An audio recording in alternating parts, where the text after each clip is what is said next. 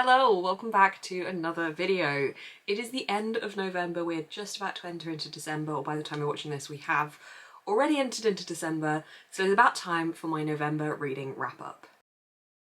In November I read 7 books and one of them was probably the biggest book that I have, or one of the biggest books I have on my shelf.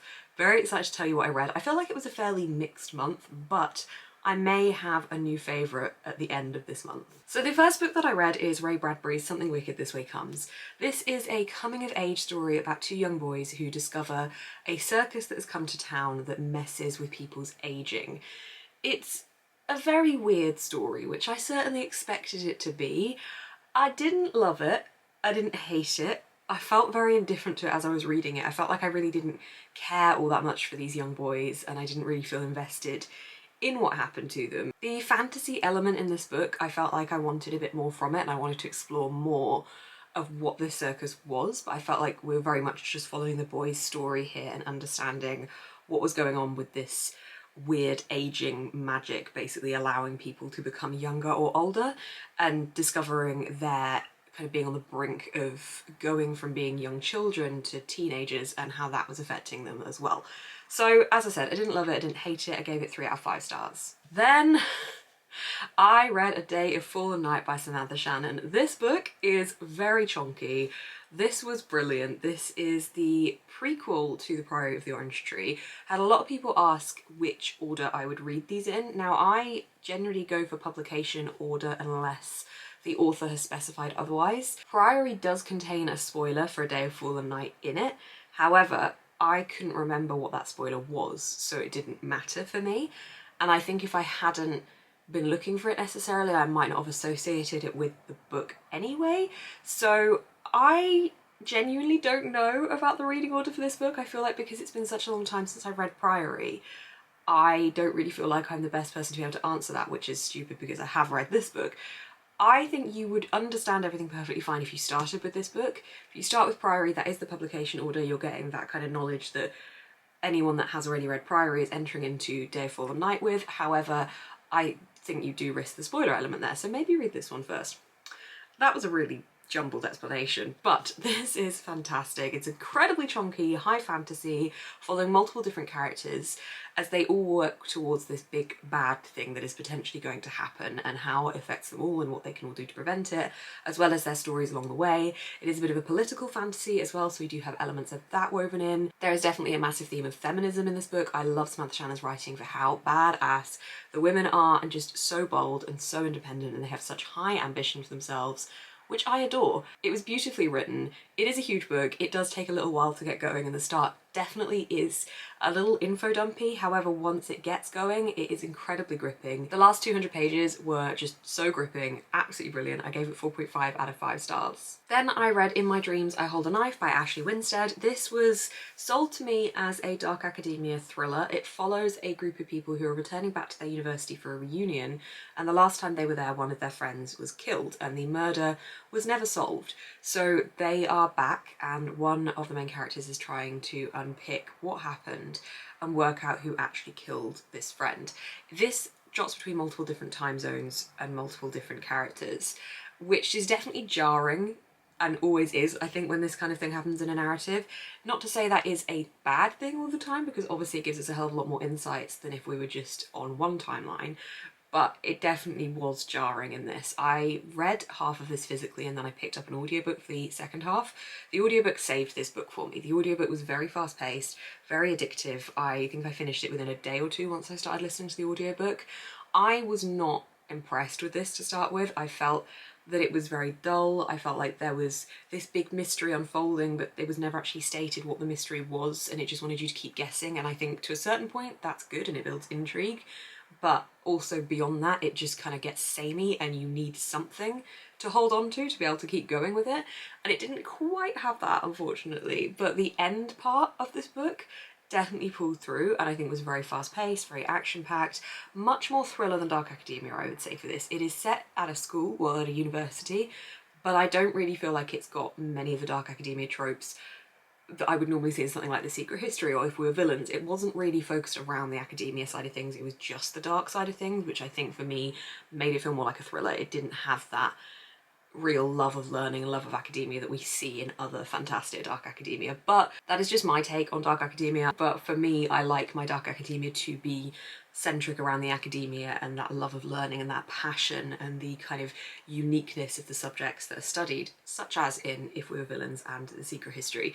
This did not have that. It definitely had the dark stuff, but yeah, for me, just a little bit more thriller than it was dark academia. I did end up giving this a 4 out of 5 stars because I think the ending definitely saved it for me, but looking back on it now, I do still feel a little bit disappointed, unfortunately. Then I read 50/50 by Steve Kavanagh. This is my second Steve Kavanagh book, and I absolutely love how Steve Kavanagh writes these thrillers. They're very centric around courtroom issues, so we normally have some kind of crime, obviously, that's been committed. We get to meet our lawyer, Eddie Flynn. The series is all about Eddie Flynn, and he then kind of really gets his stride going when we're in the courtroom. I think that Steve Kavanagh's writing just excels so much when you're at that point, and it's that kind of reveal after reveal, goosebump moment, like, oh my god, what is happening kind of feeling, and I loved it for that. This was brilliant. This follows two sisters whose dad has been killed. They are each blaming each other for the murder. So they're both on trial for the murder, and it's about who committed it.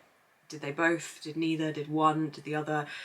It's just, oh, it's so good. This constantly kept me guessing. I found it incredibly gripping, very thrilling, and I just really liked the way that it told the story, and it was a 4.5 out of 5 stars. Then I continued on with B.B. Alston's Amari and the Great Game. This is part of the Amari series. What is this series actually called? I don't know what the series is called, but we're following Amari again. This is book 2 to Amari and the Night Brothers. I loved book 1. It was fantastic. It was so imaginative, and this book is exactly the same. It's got such a beautiful scope of the imagination.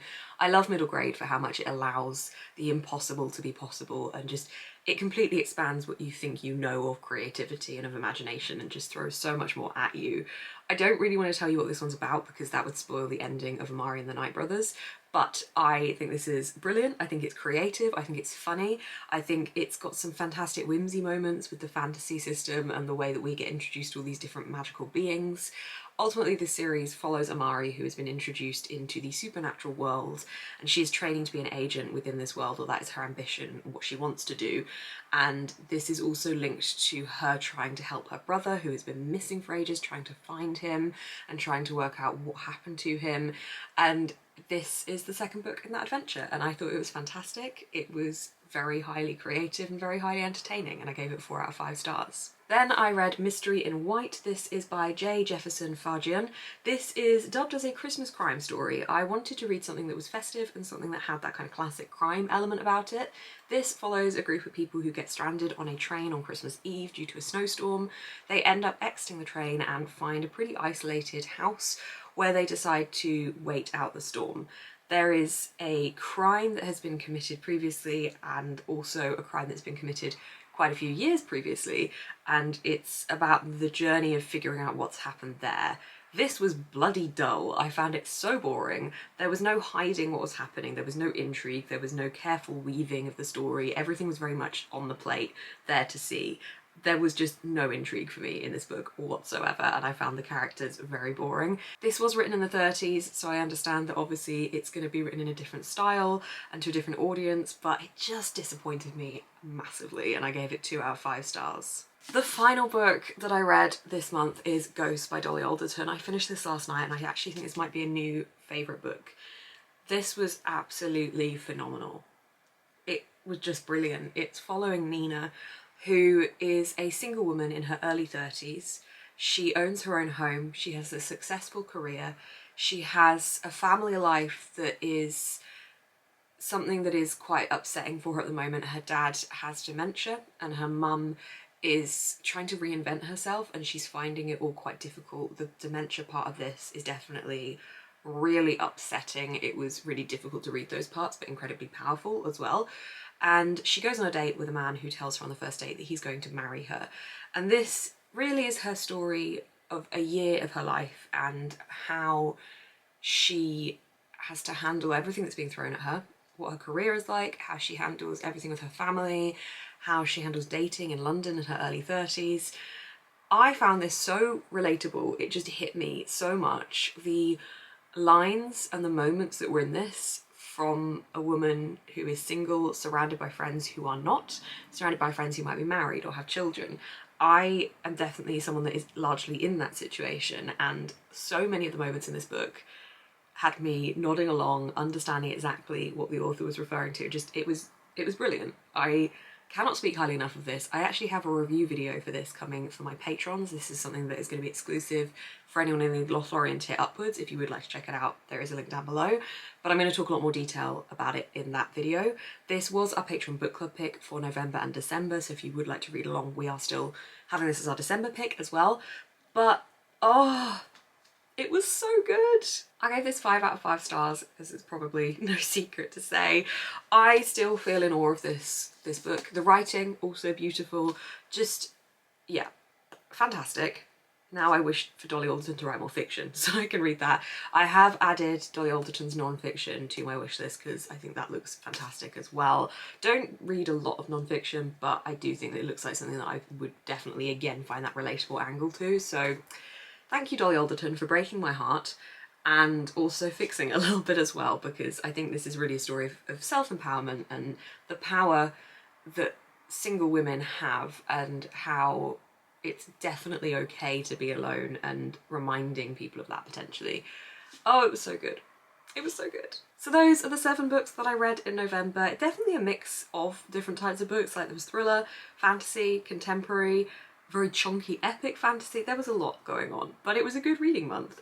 Thank you so much for watching this video. If you did enjoy, please do give it a thumbs up. Comment down below how many books you read in November. If you'd like to see more of my face on your feed, you can hit the subscribe button. You can also find a link down below to my Patreon, where I do lots of extra content, such as exclusive videos and a book club, and also a podcast and weekly live shows. You can also find a link down below to my online shop. Thank you so much for watching. Keep smiling and stay positive.